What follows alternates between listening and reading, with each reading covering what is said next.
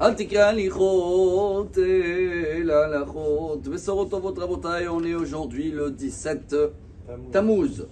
On est dans une journée de jeûne, malgré que dans le premier temple, la journée de jeûne était le 9 Tammuz. C'est là où il y a eu quelques événements. Mais comme dans le deuxième temple, c'était dans le même mois, et la Mishnah, dans le traité Ta'anit, dans le 4e chapitre, elle amène 5 événements qui sont passés aujourd'hui, le 17 Tammuz. Hamisha Devarim Erou Lavotenu Beyudzain Betamuz. Le premier événement, Moshe Rabbeinu a brisé l'étape de la loi à cause de l'histoire du veau d'or. Ça remonte déjà à la sortie d'Égypte. Plus tard après, Uvkea Haïr, les murailles de la ville de Jérusalem, a été brisée. Là, il y a 2 versions dans le Talmud de Bavel ou Jérusalem. Est-ce que dans les 2 temples, c'est la même date? Ou dans le premier temple, c'était le 9 Tammuz et le deuxième, c'est le 17 Tammuz, donc on a choisi le deuxième pour jeûner.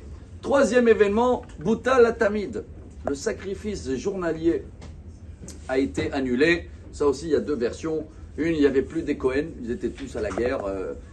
Deuxième version, c'est qu'à l'époque, quand il y avait le siège sur Jérusalem, il amenait tout le jour, il donnait de l'argent. Et les Romains, ou à l'époque, même dans le premier temple, les Babyloniens, ils donnaient un mouton. Et un jour, il y a quelqu'un qui a dit, mettez pas un mouton, mettez un cochon. Et le jour que le cochon est arrivé, il y a eu un tremblement de terre, Arba Meot par ça.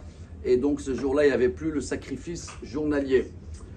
Prochain événement, il reste encore 2, c'est Apostémous, c'était un gouverneur grec. Ça, c'est dans l'époque des Hashmonaïm. Et que lui, il avait brûlé la Torah, il a fait une cérémonie devant tout le monde le 17 Tammuz.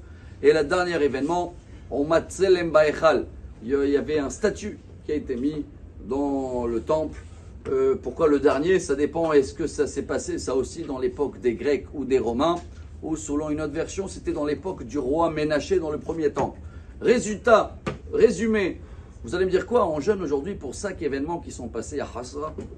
Eh ben non, on jeûne aussi parce qu'au jour d'aujourd'hui, aller prier dans le temple là-bas, dans la maison de temple, c'est possible ou pas? Non, tu n'as pas le droit de prier là-bas. Eux, ils ont le droit de jouer au football là-bas, de faire ce qu'ils ont envie toute l'année.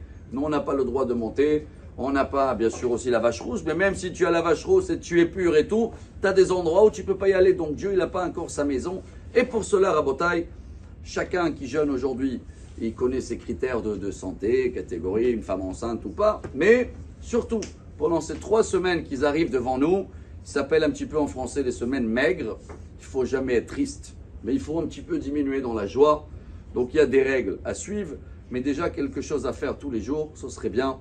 Chatzot Hayom, après-midi, midi en Israël, c'est vers midi 30, midi 40, jusqu'à le coucher de soleil, homme comme femme, trouver 5 minutes de se mettre par terre ou sur une chaise moins confortable et s'associer à Dieu et se rappeler que voilà, pourquoi on jeûne encore aujourd'hui, parce que ces événements-là nous accompagnent malheureusement encore. Et qu'est-ce qu'on fait par terre pendant ces 5 minutes? Alors ceux-là qui peuvent, ils lisent Tikkun Rachel, c'est Tikkun Hatzot, ce qui veut dire 2 psaumes de Tehillim et un chapitre de lamentation. C'est lesquels? Le 137, vous le connaissez tous. Et après, le 79, Mizmor le Asaf, c'est le Tehillim du jeûne. Et après, on termine avec le 5e chapitre de lamentation.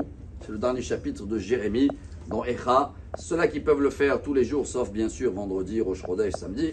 D'avoir l'Embracha, qu'on va voir si tu veux bientôt. Comme disent les prophètes, le Yom Tzom HaAsiri, Tzom HaRevi'i et Tzom HaChamishi, tous les jeunes, Tevet, Tammuz et Tisha B'Av, ils vont devenir, si Dieu veut, des journées de joie, de sasson et de simcha. Tzom Kal, Amar Rabbi Elazar, Amar Rabbi Hanina.